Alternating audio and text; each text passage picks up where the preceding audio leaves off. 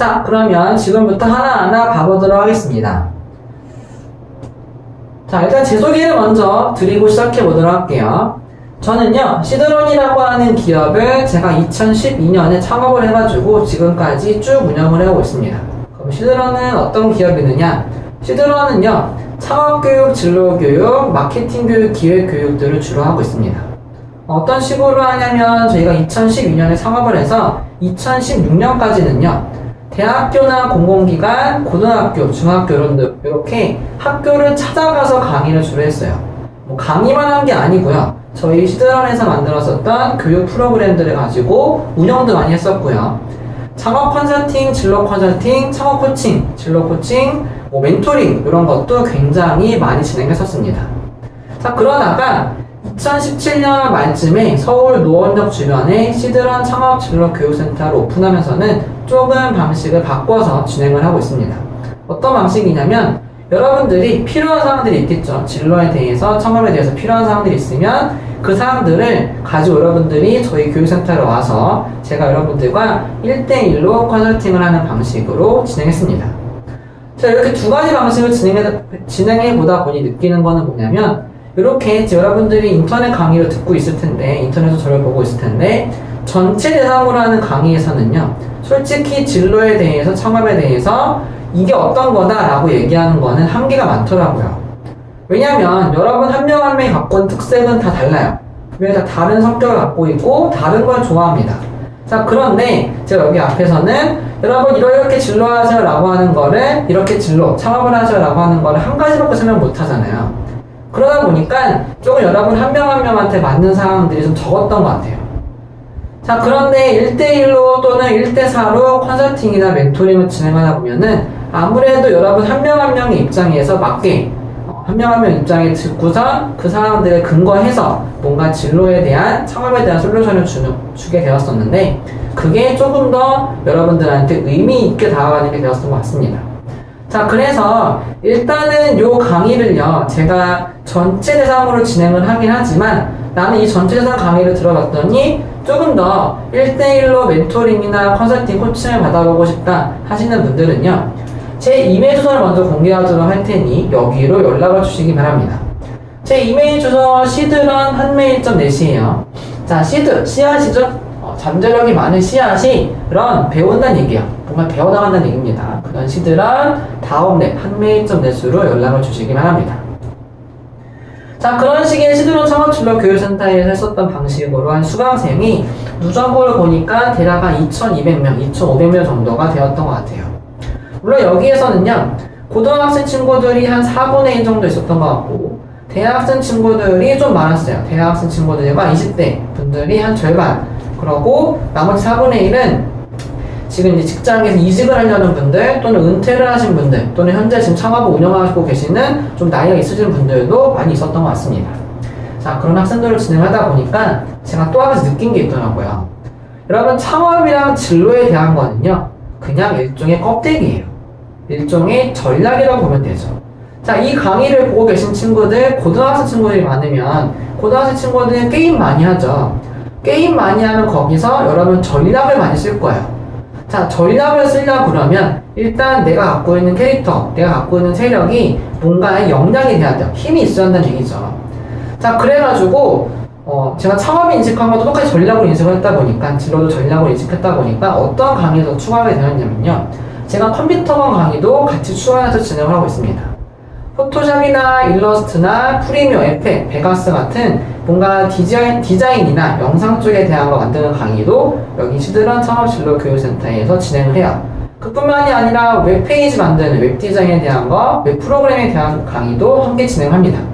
이 두 가지가 일종의 여러분들의 역량을 키워주는 걸 생각하면 되고요. 또 이 두 가지만 제가 조금 더 집중했던 이유 뭐냐면, 이 내용들이 있어야 여러분의 전략으로 활동하는 거에 홍보가 또 가능해요. 그래서 이 내용들도 진로와 창업에 기반을 해서 진행하고 있습니다.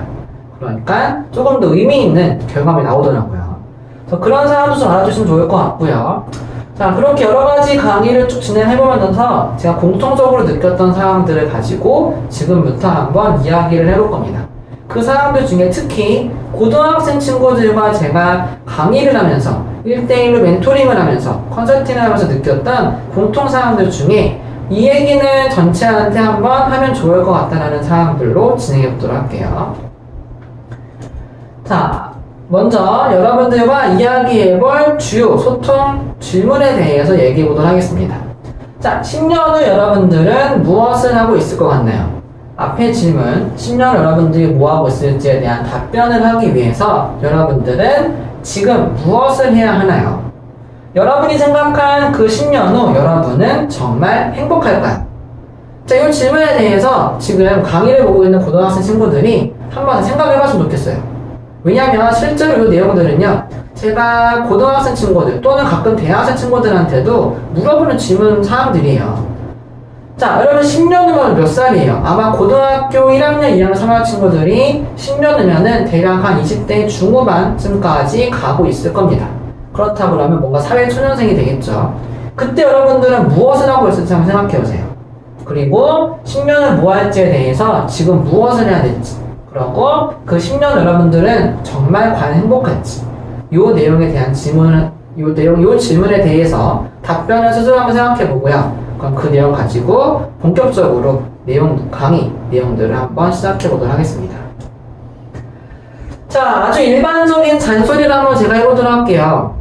시작하면서 왜 잔소리부터 하냐라고 하는데 필요한 잔소리예요. 지금 강의 흐름상 앞에서 나와야 되는 내용인데, 자, 여러분 고등학생이라 그러면 이 강의를 보고 계신 분들 중간고사 잘 봤나요? 기말고사 잘 봤나요? 중간고사, 기말고사 연결되는 학생부 내신 등급은 잘 나오고 있어요. 고등학생이니까 모의고사 볼 거예요. 모의고사 점수는 잘 나오고 있나요? 자, 여러분 이 질문 들었을 때 어때요? 행복한가요? 이 질문을 들었는데 행복하다는 사람들은 아마 거의 없을 겁니다. 아마 한 명도 없을 것 같아요. 그냥 대부분 고등학생 친구들이 이 질문 들으면 되게 싫어하니까. 저도 그랬어요. 저 어렸을 때도. 자, 이렇게 되게 싫어요. 이 질문들이. 잔소리 되게 싫어가지고 고등학생 친구들이 이제 제가 컨설팅 하다 보면은 그런 얘기를 많이 해요. 선생님 저는 대학교 가면은 좋아질 것 같아요 라고 합니다. 자, 그러면 대학교 가면 어떻게 되는지 다음 단계의 잔소리를 알아보도록 할게요. 자, 대학교에 딱 입학을 했어요. 입학을 하면은 은연중에 그런 걸 물어봐요. 나중 되면 학점 얼마 나왔어? 대놓고 물어보진 않아요. 그 다음에 너 활동하는 데서 대외 활동에 대한 거 준비되고 있어? 토익 점수는? 요즘 공무원 시험 많이 준비한다는데 공무원 시험 준비 언제부터 할 거야?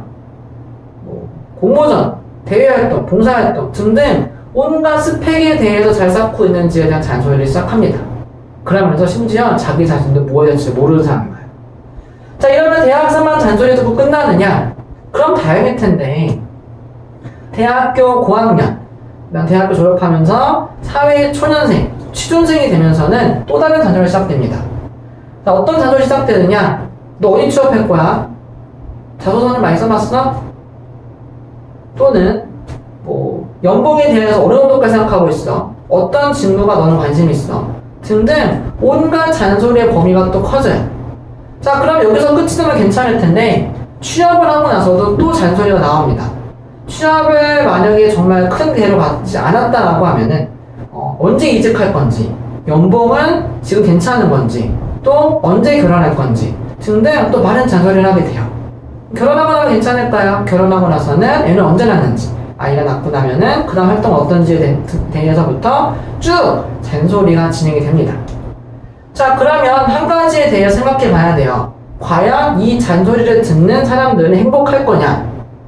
자, 이 내용에 대한 한 가지 통계가 있습니다. 2018년에 세계 행복 보고서에 의하면요, 우리나라의 행복 순위가 57위래요. 전 세계 156개국 상대 조사했을 때 57위밖에 안 됐대요. 좀 상당히 낮은 거죠. 전 세계 156개국이면 분명히 우리보다 조금 더 살기 힘든 사람들도 많이 있었을 텐데, 경제적 여건이 힘든 사람도 많이 있었을 텐데, 그런데도 불구하고 우리나라 행복 순위가 높지가 않아요. 자, 또 한 통계에 의하면은요, 우리나라 국민 5명 중에 1명은 행복 취약층이라고 합니다. 그리고 OECD 국가들 중에 행복 순위도요, 뒤에서 3등으로 되게 좋지가 않대요. 심지어 더 힘든 건 무슨 얘기냐면, 국민 약 20%, 5명 중에 1명은 과거와 현재에도 불행한데 심지어 미래에도 나아지지 않을 거라 생각을 한대요. 정말 좀 문제가 있는 거죠. 분명히 미래는 더 좋아질 거라 생각을 해야 되는데 미래도 나아지지 않을 거다라고 생각한다고 합니다. 되게 불행한 이야기예요. 왜 그럴까요? 물론 이 왜 그런지에 대해서는 여러 가지 원인들이 있을 겁니다. 근데 이 내용들을 종합해 보면은 주로 이 두 가지로 정리가 되더라고요. 심리적 안정감이 결여되었다. 또는 지나친 경쟁이 있었다라고 해서 행복 순위가 좀 더 낮아지고 개인 행복 만족도가 좀 더 낮아지는 이런 상황이 왔다고 합니다. 자, 그러면 우리 생각해 봐야 돼요. 이 강의를 듣고 있는 고등학생 친구들은 여러분의 미래가 앞의 내용들과 동일하게 돼서 나는 잔소리를 계속 듣고 행복하지 않게 살아야 될까요? 자, 그래서 오늘 이야기해볼 주제는요, 요 내용이에요. 대학보다 중요한 10년 후 잘 먹고 잘 사는 갑의 인생이 되는 비법에 대해서 얘기해 볼 겁니다. 자, 일단 갑이 뭔지는 알죠, 여러분? 갑과 갑의 관계라고 많이 얘기를 하잖아요. 갑이 조금 더 뭐 위에 있다, 우리 아래에 있다라고 얘기를 하는데 분명히 위에 있으면서 갑이 조금 더 행복하다고 얘기하는데 그렇게 행복하게 사는 인생 되는 비법에 대해서 한번 얘기해 볼 겁니다. 자, 일단은 고등학생 친구들이 그런 얘기를 많이 한다고 했잖아요. 대학 가면 다 해결된다 라고 했는데 이 내용들부터 먼저 해결해 볼게요. 왜냐면 대학보다 중요한 게 지금은 없다라고 생각을 해요. 고등학생 친구들 상담해보면 대다수 그렇게 얘기를 합니까? 그렇게 얘기를 하니까 대학이 제일 중요하다라고 얘기를 하는데 대학 가면 다 해결되느냐? 자, 실제로 한 통계에 의하면은 대학생 60%가요 진로에 대한 고민을 갖고 있대요. 학업에 대한 고민보다도 진로에 대한 고민들이 더 크대요. 자, 여러분 이거 한번 생각해 봐야 돼요. 이 강의를 듣고 있는 고등학생 친구들은 나 앞으로 어떤 학과 가야 될지 어떤 전공 가야 될지도 분명히 머릿속에 있을 겁니다. 그러면 고등학교 때 그런 고민을 해가지고 여러분들이 전공을 찾아갈 텐데 그렇게 찾아가 전공을 갔으면 진로가 어느 정도 정해진 거잖아요. 그럼 거기서 나만 공부를 잘하면 돼야 되는 건데 대학생들이 더 진로에 대한 고민을 많이 한대요. 실제로도 이 내용은 맞아요. 대학생들이 저한테 진로 상담 왔을 때 하는 고민들 들어보면요, 고등학생들이 생각했었던 진로 고민과는 차원이 달라요. 엄청 복잡해진 상황들이 옵니다. 자, 그리고 또 하나의 통계를 보면은 학년이 올라가면서 대기업보다 중소기업을 취업 희망하는 비율이 상승한대요. 자, 이것도 좀 특이하지 않나요? 고등학생 여러분들 보기에는. 분명히 우리가 생각하기에 대기업이 더 좋아요. 여러분들한테 제가 물어봐서 여러분 대기업 가기를 좋아해요? 중소기업 가기를 좋아해요? 라고 했을 때 저는 중소기업이에요 라고 선택하는 친구들이 많지는 않을 겁니다. 대다수는 대기업 가기를 희망할 거예요. 근데 왜 대기업 가는 것보다 중소기업 희망이 늘어날까요? 자, 이거는 여러분 입장을 생각을 해보면 그런 거예요. 여러분 중학교 때 가고자 하는 대학교의 레벨이랑 고등학교 1학년 때 가고자 하는 대학의 레벨이랑 지금 고등학교 2학년 때 가고자 하는 레벨, 그다음 고등학교 3학년 때 가고자 하는 레벨은 다를 거예요. 여러분 이 강의 듣는 시점이 언제인지 모르겠지만 점점 대학교 가고자 하는 등급 순위가 낮아질 거예요, 점점. 자, 그런 상황인데 똑같이 취업을 이제 대학교 가서도 맨 처음에 생각했을 때는 난 여기 다 갈 거야. 뭐 어느 대학을 가도 요즘엔 또 대기업들이 전국에서 뽑으니까 모든 대학 출신들 다 뽑으니까 갈 거라고 했다가 점점 낮아지는 사람들이 온대요. 자, 그리고 10대에서 50대 중에 20대의 우울증 환자가 가장 많이 증가했다라고 하는 한 통계가 나왔습니다. 2012년보다 2018년이 약 20%의 우울증 환자가 증가했대요. 어떤 나이대가? 20대가. 자, 이 내용도 맞습니다. 아마 더 많을 것 같아요, 내가 보기엔. 왜냐면 진짜 대학생 친구들 많이 상담받으러 오면은 이게 우울증이 어느 정도 기본으로 다 있어요. 정말 좀 심각한 사람들이 많이 있습니다. 자, 이 우울증의 이유가 뭐냐 보면요, 대부분 보면 이거는 맞아요. 상담했을 때 똑같이 목적 없는 스펙 쌓기, 그 다음 정체성 상실로 오는 우울증이 많이 온대요.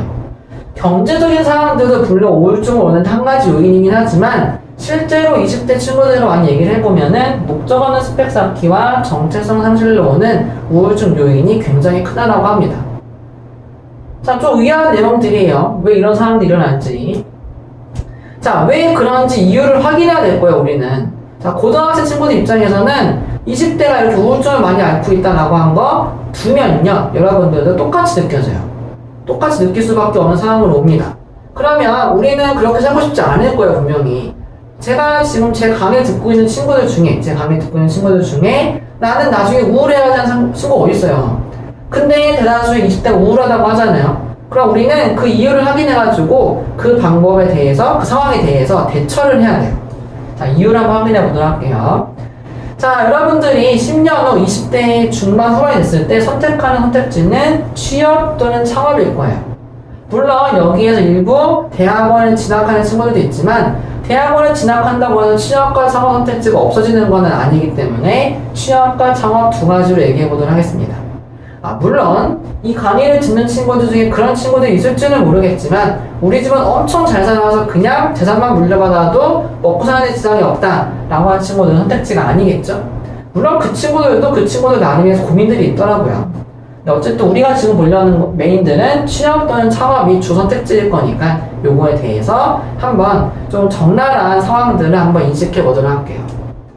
자, 먼저 취업의 현황에 대해서 봐보도록 할게요. 자, 취업이란 무엇인가요? 여러분이 생각한 취업은 어떤 건가요?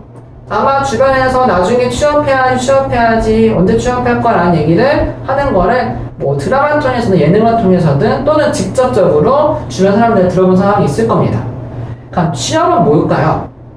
물론 여러 가지 정의가 있어요. 근데 사전적 정의 찾는 강의가 아니니까 취업이라고 하면 쉽게 생각해서 어딘가에 가서 내가 일을 하고 대가를 받는 거예요. 그 대가가 돈을 받겠죠. 근데 그게 한 번 하고 끝나는 게 아니라 지속적으로 쭉 하는 겁니다. 그러면서 나중에도 뭔가 내가 여기서 계속 일을 하면서 돈을 받겠지 라고 생각하는 거가 취업의 하나라고 보면 돼요. 자, 그러면 그 취업에 대한 거의 반대는 실업이죠. 실업이라고 하는 거는 취업을 하지 못한 사람들을 실업이라고 얘기를 합니다. 물론 이거를 단어에 대해서 사전적 의미 들어가면 달라지겠지만 편하게 가도록 할게요, 지금은. 자, 우리나라의 실업률 추이예요. 2009년부터 쭉 보면은 실업률이 없다면 좀 있었다고 하는데 한 3.8% 정도 된다 하면은 실업률이 높은 편은 아니에요, 분명히. 자, 근데 우리가 받을 실업률은 여기 아닙니다. 우리가 볼 사람들은요, 청년 실업률이에요. 자, 청년 실업률이라고 하는데 청년 실업률은 조금 더 높아요. 10명 중에 대략 1명 정도는 실업자인 사람이라고 얘기를 합니다. 자, 그러면 이런 취업 현황에서 봤을 때 취업을 왜 하는 건가? 이 내용을 알아봐야 될 거예요. 그럼 취업은 왜 하려고 그러나요? 자, 취업을 하려고 하는 이유들을 크게 정리해보면은 뭔가 안정적으로 일을 하고 싶어서, 돈을 벌고 싶어서, 내 미래에 내 자아 실현을 하고 싶어서, 또는 내 미래에도 꾸준하게 수익이 들어왔으면 해서 라는 내용들로 볼 겁니다. 그러면 요거 하나의 키워드에 대해서 봐보도록 할게요. 자, 먼저 볼 거는 취업 안정성에 대한 사항입니다. 자, 취업 안정성에서는 뭐 직접 고용, 잔접 고용, 뭐 정규직, 비정규직 이렇게 막 여러 단어들이 있는데 쉽게 얘기를 할게요. 정규직과 비정규직 두 가지를 보도록 하겠습니다. 물론 이렇게 두 가지 보면 안 되긴 하겠지만 편하게 보도록 할게요. 이 강의가 또 얘기하지만 사전적 얘기를 하는 내용도 아니고 학문적 얘기를 하는 강의도 아니기 때문에 편하게 정규직 또는 비정규직으로 보고요. 자, 그럼 정규직은 뭐냐? 자, 여러분들 어디 취업을 했어요. 여러분들이 어디에 취업을 했는데 그 기업이 망하지 않는 한 여러분들이 그 기업이 정해진 연수까지는 쭉 다닐 수 있는 곳이 정규직이에요. 자, 반대로 비정규직은 그 기업이 계속해서 유지가 돼도 정해진 연도가 있는 게 아니라, 정해진 기간이 있는 게 아니라 계약 기간, 1년이든 2년이든 그 계약한 기간 동안만 일을 하는 게 비정규직입니다. 자, 그럼 여러분 단순히 봤을 때 어느 게 더 좋아 보이나요? 정규직이 더 좋아 보이겠죠? 자, 그러면 이 정규직과 비정규직에 대한 것도 한번 통계를 봐보도록 할게요. 자, 일단은 비정규직의 비율들은요, 점차 낮아지고 있대요. 점차 낮아지고 있는데 비정규직 근로자 수는 조금씩 더 높아지고 있는 상황이라고 합니다. 자, 이런 상황인 거고, 그 다음에 정규직과 비정규직에 대한 비율을 보면요, 정규직 비율이 한 61%, 비정규직 등 간접 고용을 보는 비율이 한 38% 정도 내외래요. 자, 이런 상황들인데 조금 얘를 깊게 봐보면요, 기업에서 일하는 사람들이 5,000명 이상, 좀 큰 대기업들의 경우는 이렇게 좀 안정적으로 고용된 비율이 한 74% 된다라고 하고, 조금 간접적으로 고용된 비율이 25%래요. 분명히 요 비율이 많을수록 좋은 걸 거예요. 요 비율이 많을수록. 그런데 500명 미만, 좀 작은 기업이잖아요. 작은 기업에서는 이게 더 높아요. 자, 그러면 작은 기업도 좋은 게 아닌가요? 할 수 있는데, 여러분 간단히 생각해서 작은 기업이 망할 확률이 높을까요? 큰 기업이 망할 확률이 높을까요? 분명히 작은 기업들이 망할 확률이 조금 더 높을 겁니다. 그럼 망할 확률이 조금 더 높은 기업에서의 정규직, 직접 고용 사람들이 많다는 얘기는 조금 더 상황을 안 좋다는 얘기예요. 자, 이런 비율 통계도 한번 봐봤고, 자, 또 하나 우리 확인해야 되는 거는 돈에 대한 것도 한번 알아보도록 할게요. 자, 대기업과 중소기업의 임금 비율입니다. 대기업에서 임금을 100을 받을 때 중소기업의 임금을 30, 40 정도를 받는데요. 좀 되게 안타까운 현실일 수도 있어요. 우리나라 현실들이. 자, 그리고 또 하나 보니까 300인 이상 정규직이 받는 비율이 100이라고 했을 때 300인 미만의 비정규직이 받는 비율이 37이래요. 자, 대충 보니까 대기업에 있는 정규직이 정말 좋은 것 같고요.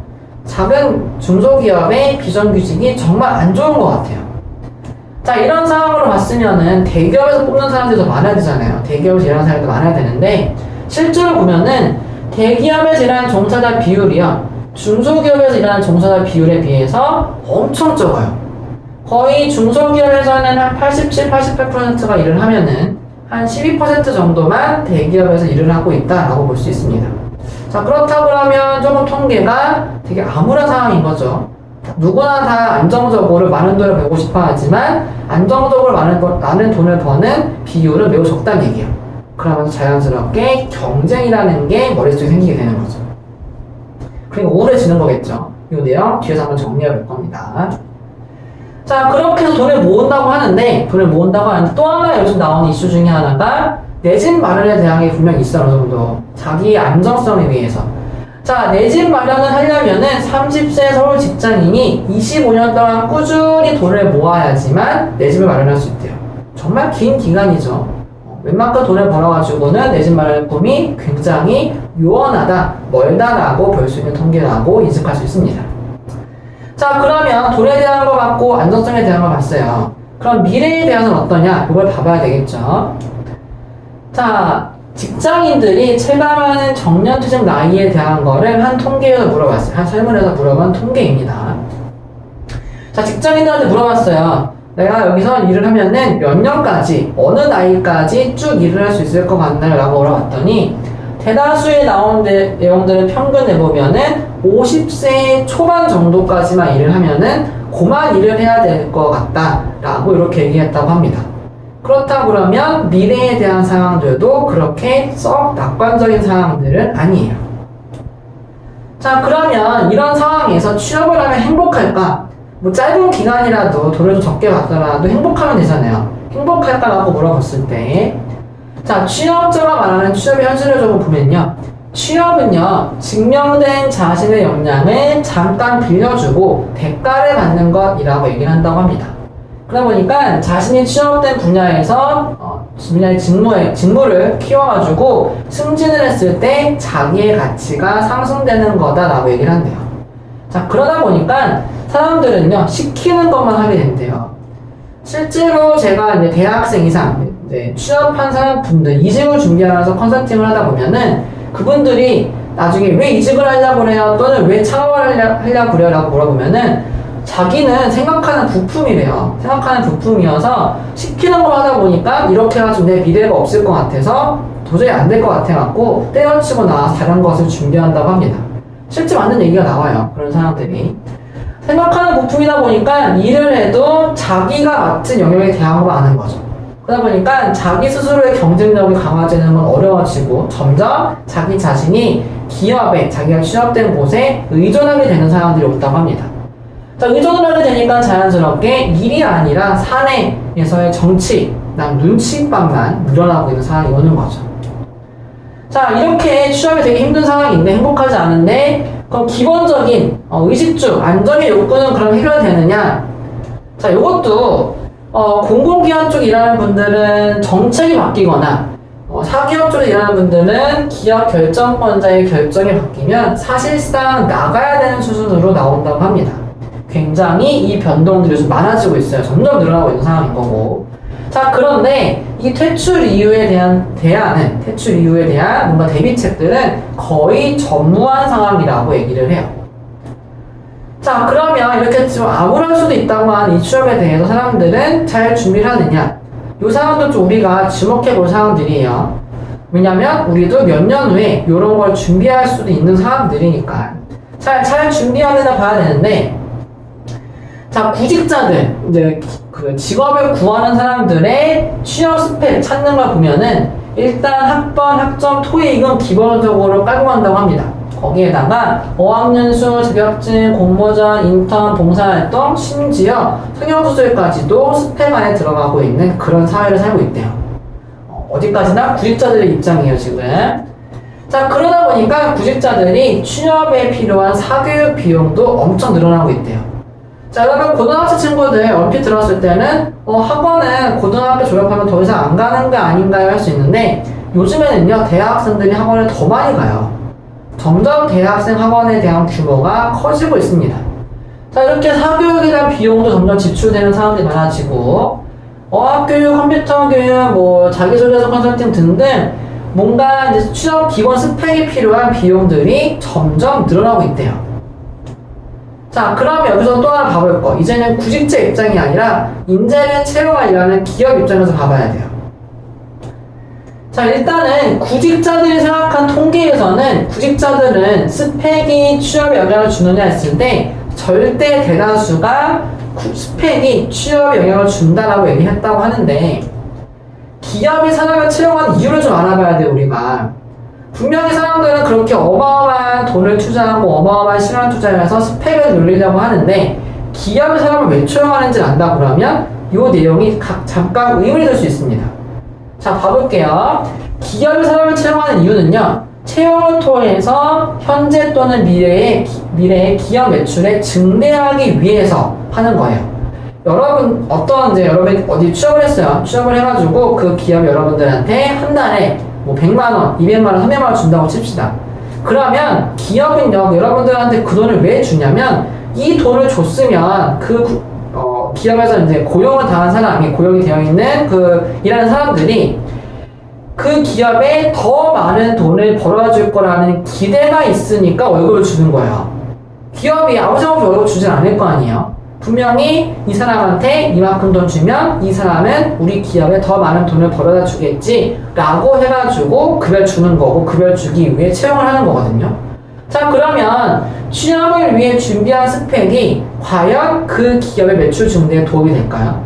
앞에서 얘기했었던 그 취업 3종 세트, 9종 세트 내용들이요. 한번 생각해볼 사항들입니다. 자, 실제로도요, 기업의 인사 담당자들한테 물어봤대요. 사원을 채용할 때 가장 중요한 평가 항목은 무엇인가? 라고 물었을 때 스펙의 내용들은 매우 작은 사항들이었다고 합니다. 스펙이 중요한 거는 아니었다라고 얘기를 하는 거죠. 주로 중요했던 거는 도전정신, 끈기, 성실 이런 걸 봤대요. 자, 그러면 여기서부터 구직자와 인사 담당자 사이에서의 소통이 안 일어나는 상황이 일어납니다. 나도 도전정신 0점 있고 나도 끈기 있고 성실한데 나는 왜 취업이 안 된다고 생각하지? 라고 하는 사람이 생겨요. 자, 이거는요, 도전정신, 열정, 끈기, 성실함에 대한 인식이 구직자 생각하는 거랑 인사채용 담당 생각하는 거가 달라서 그래요. 요거는 뒤에서 우리가 맞춰가면 되는 사항들입니다. 뒤에서 솔루션 때 한번 얘기해 보도록 할게요. 자, 실제로 이제 대기업들이 신규 채용을 할 때는 일반 스펙보다 도전정신, 열정을 중요시하는 거고, 요 내용들을 알아보기 위해 다양한 입사 시험을 본다라고 얘기를 한대요. 자, 그 다음 또 하나 볼 사항들은요, 공무원에 대한 사항입니다. 분명히 공무원 시험 준비할 거니까 나는 다른 거 필요 없어 생각하는 분들 많이 있을 텐데, 자, 공무원 시험에 최근 5년간 응시자가 모두 127만 명 정도가 됐대요. 그 중에 18,000여 명만 합격을 했다고 합니다. 굉장히 작은 비율로만 합격을 했어요. 자, 이런 공무원 시험에 10명 중 4명, 20, 30대 10명 중 4명이 공무원 시험 준비하려고 하는 공시생이라고 합니다. 자, 근데 이 공시생들의 얘기를 좀 들어봐야 되는데요. 이 공시생 얘기를 제가 상담해서 들어보면요, 진짜 내가 공무원을 하려고, 공무원이 도대체 어떤 거라고 어떤 거와 일을 하는 건지 알고 들어간 사람들은요, 극히 드물어요. 대부분의 사람들은 내 주변 친구가 하니까, 부모님이 하라고 하니까, 누가 선배가 하라고 시켜서 이렇게 해서 공무원 시험을 준비를 합니다. 그럼 왜 그렇게 공무원 시험 준비를 하냐고 물어보면은 뭐 저녁이 있을 거고 뭐 안전적인 급여가 있을 거고 안정적인 급여가 들어올 거다라고 했다고 하는데 그걸 잘 알아보지 않고 했어요. 대부분 보면은 잘 알아보지 않고 그냥 막연하게 공무원 해야지 라고 들어가는 사람들이 많아요. 자, 이 얘기 제가 왜 하냐면은 공시생들의 행복 만족도는요 거의 최악이에요. 행복 만족도가 좋은 경우를 단 한 번도 못 봤어요. 제가 상담을 20대 30대들 많이 한다고 했잖아요. 진로 컨설팅 많이 하다 보면은 공시생으로 1년 있었던 시간, 2년 있었던 시간 완전 시간 낭비였대요. 그리고 또 하나 중요한 문제 뭔지 아세요? 그렇게 해서 공무원 합격을 한 사람들이 너무 그 공무원 공직사회에 대한 게 자기가 안 맞아 나오는 비율도 꽤 많다는 얘기인 거죠. 자, 왜 그러냐면 일단은 공무원 준비하는 과정부터가 재미가 없어요. 여러분들이 이제 그 고등학교 때, 중학교 때 공부했었던 그 사항들이 연장되는 거야. 공무원 학원에서 하는 강의 내용들을 좀 보면은 뭐 국어, 영어, 뭐 한국사, 사회 막 이런 거 공부한대요. 자, 이런 공부를 제가 무시하는 게 아니라 솔직히 이 공부가 재밌는 건 아닐 거예요. 내가 정말 공무원을 준비하는 게 의미가 있었다 그러면 이 공부하는 게 의미가 있겠지만 그렇지 않은 경우가 대다수인데 남들이 하니까 따라하는 공무원 시험 준비인데 이렇게 재미없는 공부를 하고 있으니 행복할 리가 없겠죠. 자, 이게 공무원 현실 중에 하나입니다. 자, 이렇게 현황들이 굉장히 안 좋았던 걸 볼 수가 있었어요. 자, 그러면 취업의 반대 선택지인 창업은 어떤 상황일까요? 그 내용들도 잠시 후에 알아보도록 하겠습니다.